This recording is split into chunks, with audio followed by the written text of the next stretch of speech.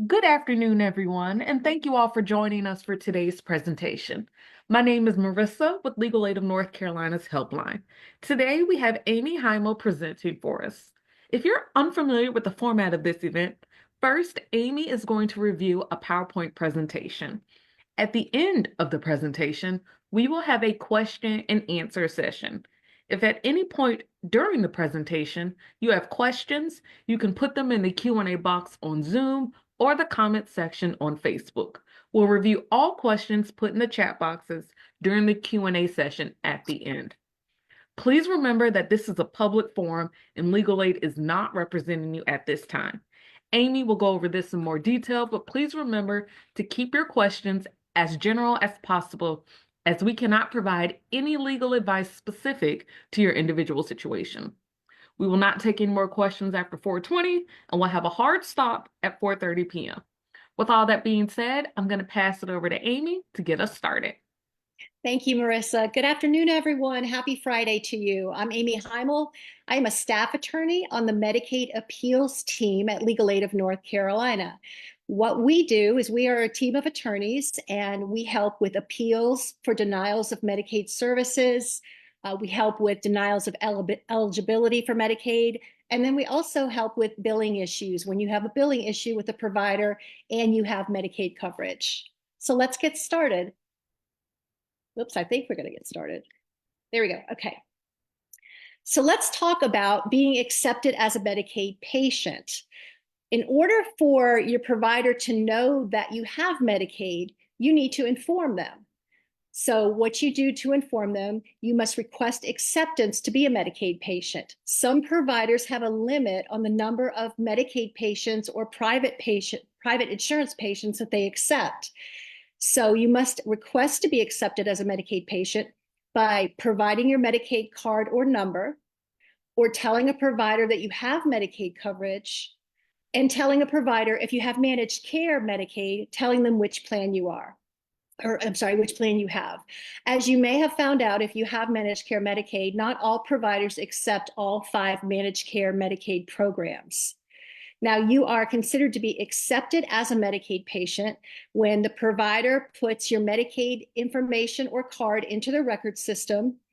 They obtain any other proof of Medicaid coverage, and they can do that by actually calling a phone number to Medicaid and verifying over the telephone that you have Medicaid coverage. They can also go into the computer system and look and see tracks and verify your eligibility. And the third way of being accepted as a Medicaid patient is when the provider actually bills Medicaid for services that you received. So let's talk about when providers cannot bill. Providers can, I have to move my little screen because I'm blocking. Okay, I'm sorry about that.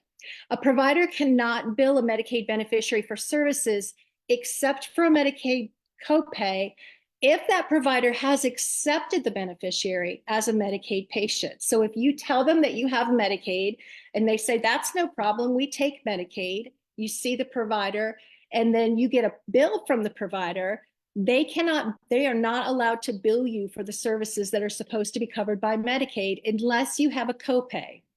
Copays for office visits are usually $4. Now, providers do not have to accept you as a Medicaid patient. If they're not going to accept you as a Medicaid patient, they need to tell you that, and they can bill you as a private patient. However, they have to tell you before you have the service or the office visit that you're not being accepted as a Medicaid patient, and instead you're being billed as a private patient before you ever have those services. And the reason is that they need to give you the opportunity to decide whether or not you want those services and that you're willing to pay for them. Otherwise, you have the opportunity to go out and find another provider that can provide that service that also accepts Medicaid or your managed care plan. Let's talk about some things that providers cannot bill. They cannot bill Medicaid patients for fees such as missed appointment fees. So if for some reason you missed your appointment and you receive a bill in the mail from the provider that says missed appointment fee, $25, they are not allowed to bill Medicaid patients for missed appointments. They can also not bill you for deposits, refundable or non-refundable. So if they say to you, well, we're willing to see you, but you have to put down a deposit first, or we will provide this service, but you have to give us money up front, but you'll get it back once Medicaid pays. They're not allowed to do that. Even if they say, well, once Medicaid pays, we'll give it back to you. If you have to put down a deposit, they cannot bill you for that. They cannot ask you for a deposit if you're a Medicaid patient. Now, as I mentioned a little bit earlier, they can bill or collect at the time of service for any allowable copay and deductible. So a deductible, if you receive Medicaid under a deductible plan, meaning you have to have a certain amount of medical bills before Medicaid will kick in, then they can bill you for the deductible because that's your financial responsibility. But we'll talk more about that a little bit later. And again, please remember that if you have any questions, jot them down and you can ask me at the end. We can always come back and revisit these slides. Something else that providers cannot bill. They cannot bill you for Medicaid claims that are denied. So if you see your provider and you have Medicaid and they go ahead, they have accepted you as a Medicaid patient and they bill Medicaid for, for example, the office visit. If Medicaid denies that claim, and there can be a whole number of reasons. It could be that the claim was entered incorrectly. It could be it doesn't have the right code. It could be that Medicaid needs more information from the physician. It could be a lot of different things. But if the Medicaid claim is denied because the provider did not follow the regulations by doing it correctly, or Medicaid decided that whatever the service was not medically necessary, or some other circumstance beyond where they're allowed to bill, such as copays and deductibles, they cannot then turn around and bill you for that service. They cannot say to you, oh, well, Medicaid didn't pay for your office visit, so you have to pay us. No, that's not legal. They can't do that. So a provider, as the bottom says, the provider cannot bill a Medicaid patient for that service just because the Medicaid claim was denied. They need to go back, and there's usually a code at the bottom of the claim that says why it's been denied. So they need to go back and fix their error and resubmit it to Medicaid. Again, not an option to bill the patient. Okay, now we're to copays. So again, providers can bill for copays. And copays are usually $4. There's a copay per visit, and sometimes there's a copay per prescription. So usually copays are for chiropractic visits, doctor visits, a non-emergency visit, an emergency department visit, going to the eye doctor, outpatient hospital visits, if it's less than 24 hours, because then that after 24 hours, it turns into something else. A podiatrist visit, also generic prescriptions and brand name prescriptions are both $4 copays. Now, usually they ask for copays up front, but if for some reason you don't have your copay, they cannot turn you away from receiving that service, but they can bill you for it later. Here are beneficiaries that do not have copays. So beneficiaries are patients under 21 years old, pregnant beneficiaries, beneficiaries in hospice, federally recognized tribal members. If you are in the North Carolina Breast and Cervical Cancer Program, you would not have a copay. Children that are in foster care, and then beneficiaries that are in an institution, such as a skilled nursing home. There are no copays for these services. If you're receiving behavioral health services, if you've had a traumatic brain injury and you're receiving services, or if you are, or someone is intellectually developmentally disabled and is receiving services, no copays.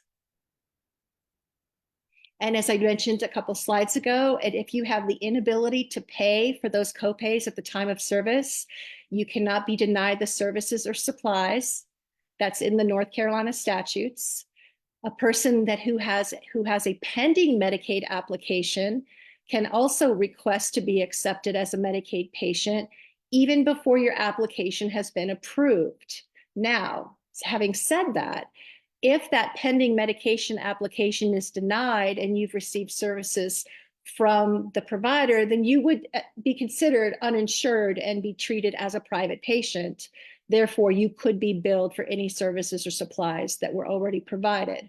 However, if that application is approved and they've already accepted you and you've had the service, then they should just go ahead and send the claim to Medicaid, and Medicaid should pay it. Let's talk about deductibles. Providers can bill if a deductible has not been met. So providers can bill a beneficiary until they reach their Medicaid deductible. What is a deductible?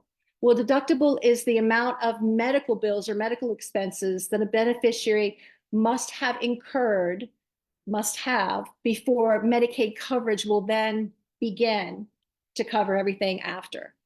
Beneficiaries are responsible for those medical expenses for that deductible amount. So for example, if your deductible was $100, so you would, if you're on a deductible Medicaid program, which means that you meet your deductible of $100 in medical expenses first, and then Medicaid will be active after that. Anything after that, Medicaid would pay.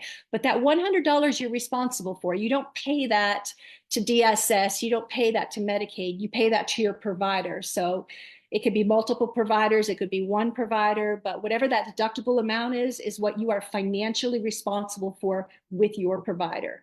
Therefore, providers can bill you for your deductible amount if you've incurred those services. Okay. I think I've covered it. Oh, I wanted to give you two examples. So as I mentioned, if you are receiving Medicaid under the deductible program, where you have to meet the deductible before Medicaid begins to cover services, or if you're receiving CAP services, that also can come with a deductible. Same situation, you have to have incurred those medical expenses before your CAP services will be covered by Medicaid.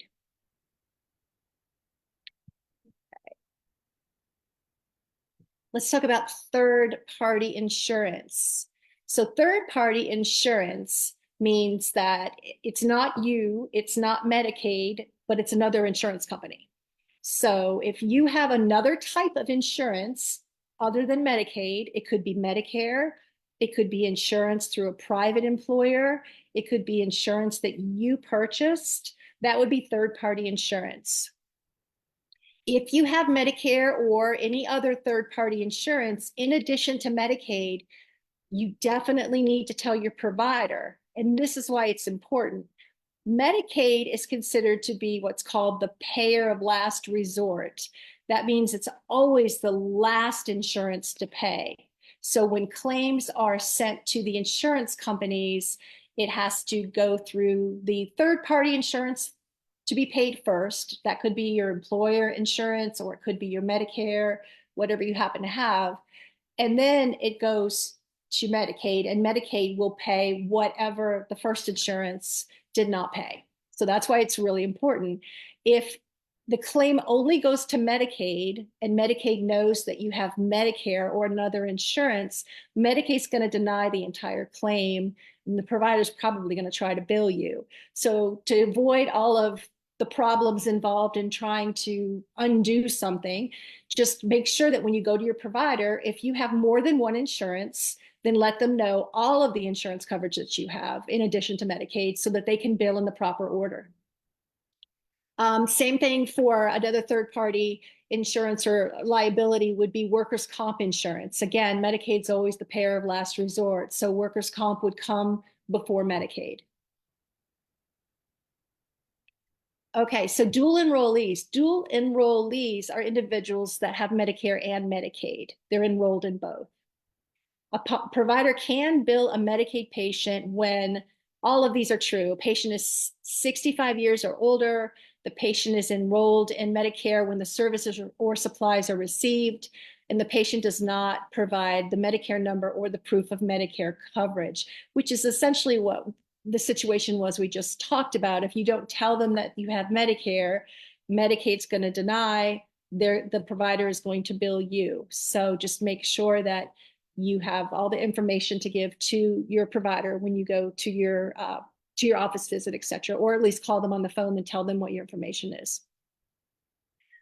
It's also important for every visit, you just double check with your provider and make sure that they have your information, your Medicare and your Medicaid information. And the reason I say that is there are instances for whatever reason, insurances have been deleted from records or they've been put in backwards where Medicaid was first and Medicare was secondary. And there's different things that can pop up in the computer world or just because of human error. So just when you go to your provider, always make sure that you give them the information to make sure they have everything correct on their files. Now, another thing that providers can bill for are exceeding the visit limits that Medicaid has set up. So Medicaid has an annual visit limit for many services. Providers will not get paid by Medicaid for visits that are beyond that annual limit without first getting approval from Medicaid. So you can go beyond your annual limit, but not without a prior approval. The prior approval means Medicaid has approved the additional visit and they will pay for the additional visit. If you do not have a prior approval, then you will have to pay for that visit that's beyond the limit. Medicaid patients, again, can only be billed if the provider tells the patient before the visit that they're going to be responsible. Providers can also bill for non-covered services or supplies. So what is that? What that means is if you are receiving something that is not something that normally Medicaid would pay for, so it's a service or a supply that is beyond what Medicaid has agreed to pay for, then the provider can bill you as a private patient. They should be informing you up front that this is available. It could be, I was trying to think of an example, a really good example today. I couldn't think of one off the top of my head, but let me think about. Okay, here's an example. If your doctor is prescribing a particular medication for you and he knows that Medicaid doesn't cover it, then he may say, hey, I think this prescription is going to work for you the best. Medication is great. However, Medicaid won't pay for it. Then you know up front that Medicaid's not going to pay for it. If you go to the pharmacy and you go ahead and fill that prescription, usually the pharmacist will tell you the same thing. By the way, Medicaid's not going to pay for this. Do you still want it? They tell you how much it is, and then you're responsible for that. If it's some other service from your doctor's office, again, they have to tell you up front. But if you accept that service, then they can bill you for it. So I feel like I'm saying the same thing over and over, but there are a lot of different situations. So I want to make sure that we cover all of the different possibilities. I don't want you to be surprised. Don't want you to receive a bill and be surprised that you've received a bill. Okay, a provider can also bill a patient who's been accepted as a Medicaid patient when it turns out that you weren't actually covered by Medicaid.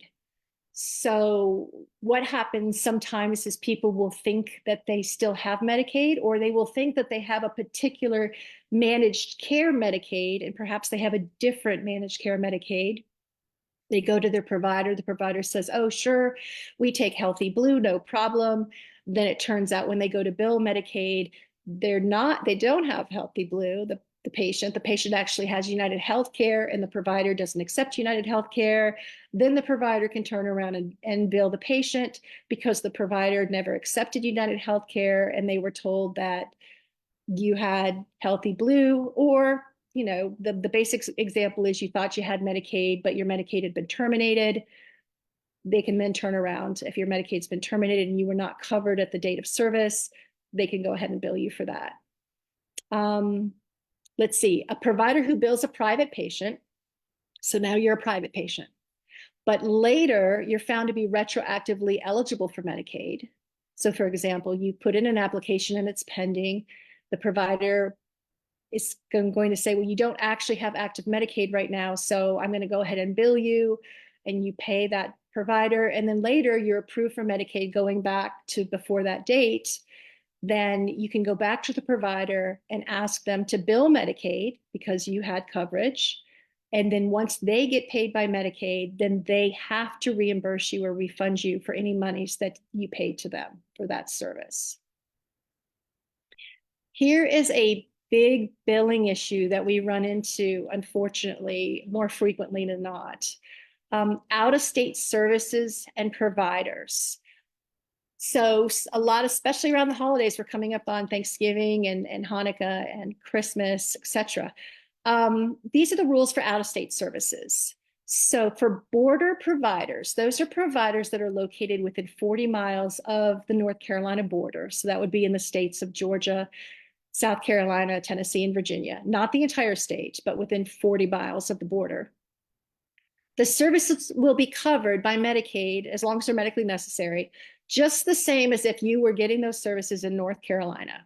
And the reason is that those providers are so close to the border that almost all of them are enrolled with North Carolina Medicaid and they accept it. So it's really not any different than being in North Carolina. We have, of course, we have these borders with all of these states. And so for a lot of people that are on the border, they get some of their health care. They have to go over the border to get their health care, to see specialists, etc. So border providers within 40 miles, you are covered the same as if you are receiving that service in North Carolina. The only rule about that that's special is that the provider, again, has to be enrolled with North Carolina Medicaid. So it can't be any provider. It has to be North Carolina Medicaid provider located in 40 miles from North Carolina. Okay, and you have to tell them that you have North Carolina Medicaid. We don't want them to think you have Georgia Medicaid or South Carolina Medicaid or Tennessee Medicaid. You need to make sure that they take North Carolina Medicaid. So you have to tell them you have North Carolina Medicaid, as well as if you have a managed care Medicaid, such as Healthy Blue, United Healthcare, AmeriHealth, etc., you need to tell them that as well so they know who to bill. Okay, now this is where it gets tricky. Out-of-state providers that are beyond 40 miles from the border, they can only bill Medicaid in certain situations. So for services that are not available in North Carolina, for example, I had a client who needed specialty care at the University of Tennessee Hospital. And so they had to travel well beyond 40 miles from the border. Those services need prior approval.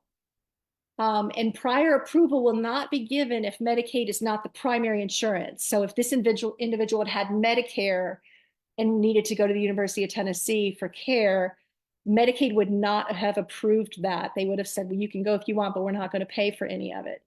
So prior approval first, but you're not going to get prior approval if Medicaid is not the primary. Also, do not mistake referrals with prior approval. Prior approval is the provider going to Medicaid and saying, we want to provide this treatment. Will you guarantee payment? And then Medicaid comes back and says yes or no. Referrals are when your physician says, I want you to see a specialist. I think you need to go to the University of Tennessee Hospital. That is not a guarantee of payment. That's just a referral to get you to another specialist. Let's talk about emergency medical care. So North Carolina Medicaid will pay for emergency medical care, which is defined as when the life or health of the patient would be endangered if that care were postponed until you could return to North Carolina. Also, it could be life or health of the patient would be in danger if you had to travel to return to North Carolina. So either one of those is considered emergency medical care. Any follow-up care after being in the ER out of state would have to take place in North Carolina, or the out-of-state provider would have to get that prior approval for the follow-up. If you're stuck somewhere in Colorado, for example, and a follow-up care in North Carolina is just not possible, that's fine, but that provider would need to get prior approval for the follow-up care, or you are going to get billed for it. Again, the provider, this is where it gets tricky. The further away you get from North Carolina, the more difficult it is to find a provider who's enrolled with North Carolina Medicaid in order for them to be paid. And that's where we're seeing a lot of out-of-state bills, seeing people getting paid. I did have a client down in Florida who ended up going to the ER, had an emergency, went to the ER, and then later they were billed a lot of money from the hospital. And the problem is that the Florida hospital was not enrolled in with North Carolina Medicaid. So there's no way for Medicaid to pay them unless they sign up and they're in the system. And I don't want to get into everything they have to do to be in the system, but it's not as simple as just calling up and saying, hey, this is where we're located. Could you put us in the system? There's a screening process, etc. But it can be done. It can be done. It's just not easy. And so that's usually what we're dealing with when we receive billing cases for people that have been out of state. They've had emergencies. They've had situations where they needed to be seen, but the provider's not enrolled. And so the provider's billing thousands of dollars to the Medicaid beneficiary who clearly does not have the money to pay this. And we certainly don't want anyone to have a problem with their credit score or being able to get housing in the future, etc. So we want to get this handled, but it's a lot of times we spend time trying to convince the provider to sign up with Medicaid so they can resubmit the claim and go ahead and be paid.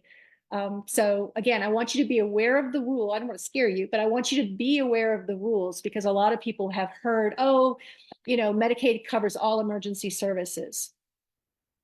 Well, that's true, but having Medicaid cover it and having the provider get paid are two different things. So I just want you to be aware of it. And if you do, I'll just say this right up front, if you receive Medicaid, and you do have a billing issue out of state or in state, and it's more than $500, and that can be a combination of bills, not just one bill, then that is what our team takes on. So please call Legal Aid and tell us more about it, and we'll see if we can help you so that you don't have these medical bills that are out there that are more than $500.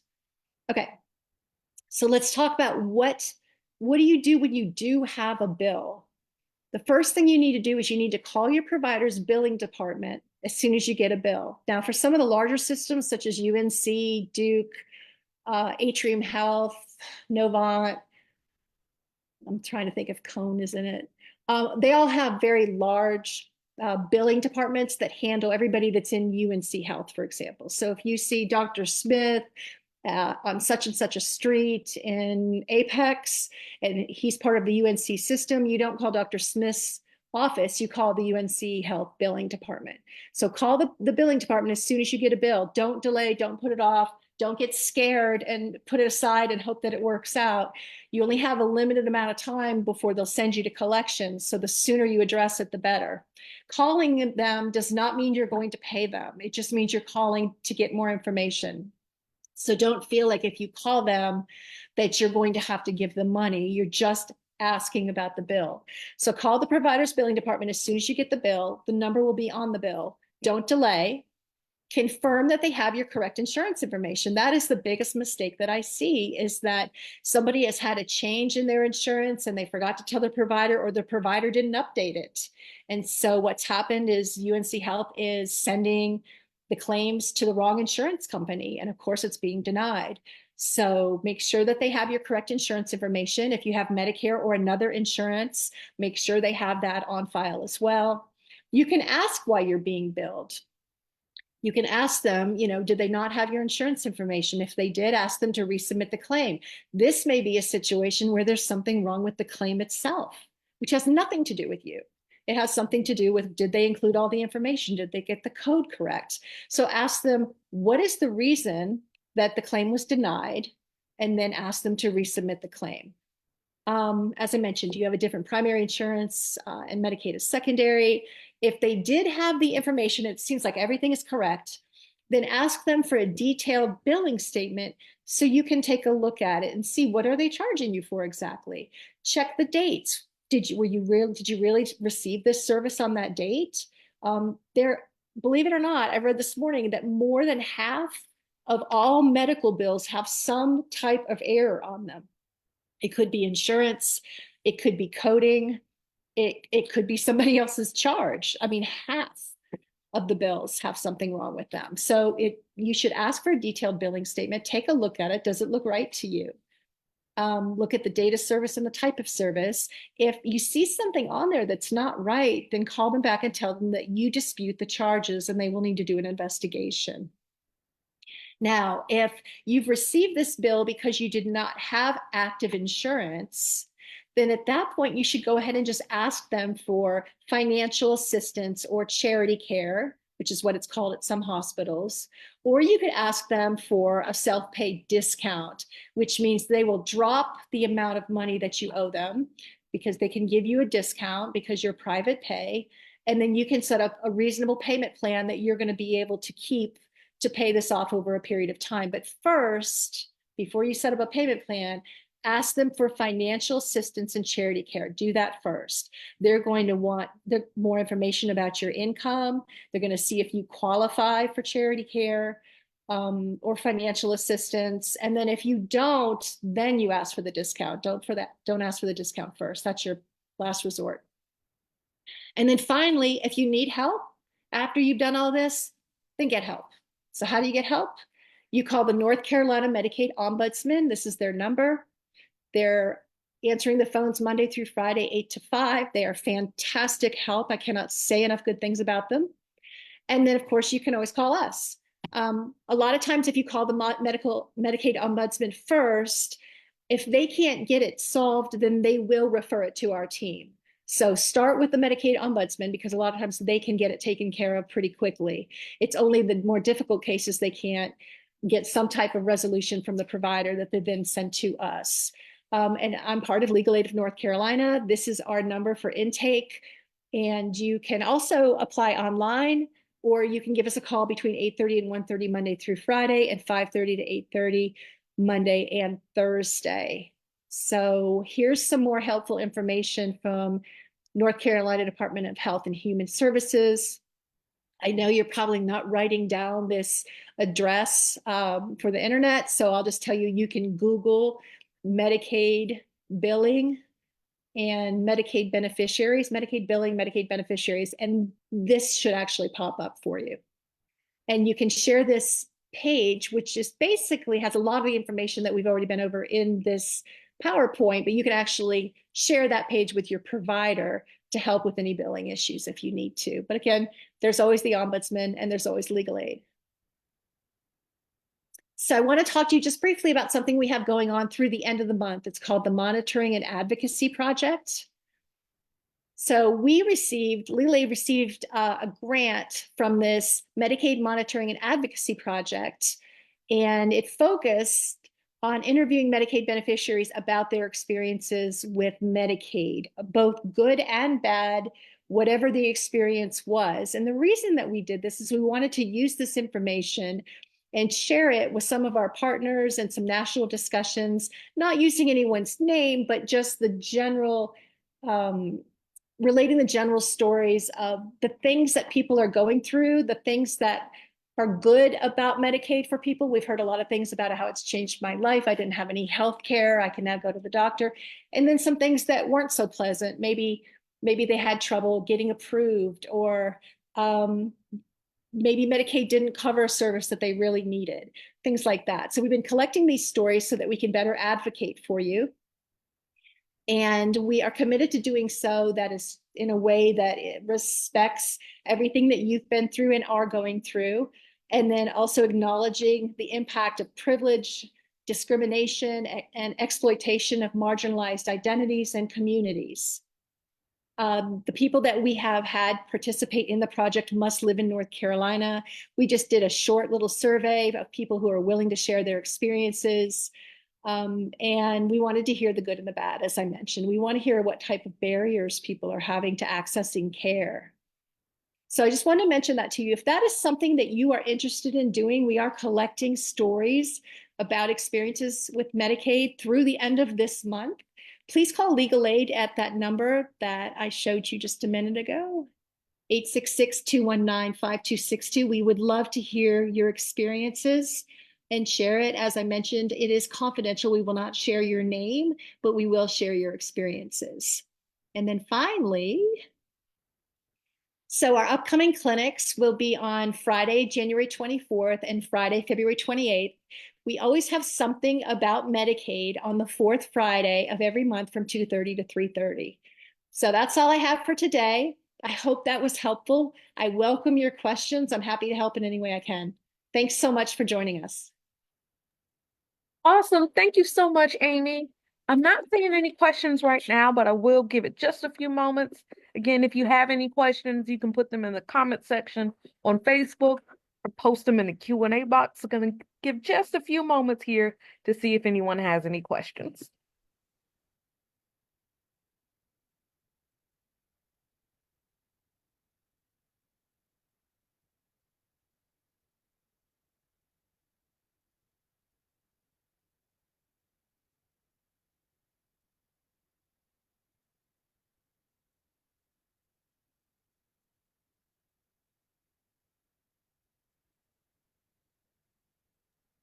I don't know if y'all can hear the wind. It's snowing here, which is Oh, I'm wow. wearing a turtleneck. I'm in Western North Carolina and it's very windy and snowy. It's about 30 degrees, which is, I think it's great. But yeah, Okay, well, since it's I am not seeing any questions, I'm going to go ahead and say thank you all for joining us.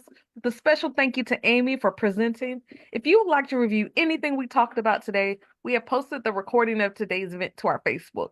It will be immediately available. You can access this recording with or without a Facebook account at www.facebook.com/legalaidnc. If you would like to register for one of our other listen and learn presentations, such as child custody, simple divorce, maybe another Medicaid presentation in the future, you can do so on our website at legalaidnc.org/clinics, and be checking our page as we get ready to post dates for listen and learns for January through June.